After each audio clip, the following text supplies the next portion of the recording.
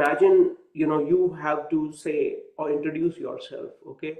Just with this pattern, you'll be able to introduce yourself. You can say your name.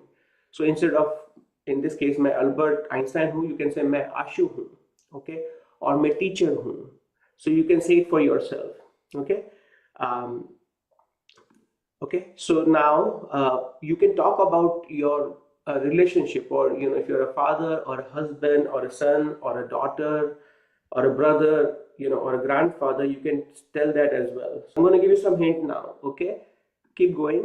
And as Keith is saying it, I want everyone to think about it as well, because I'm going to ask you, okay? What else can you say, Keith, about yourself?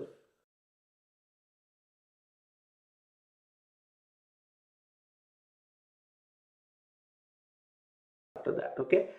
You can also talk about your faith or your belief system or any philosophy you believe in. You can make it up. The point is not to really, like, the point is just to practice, right? So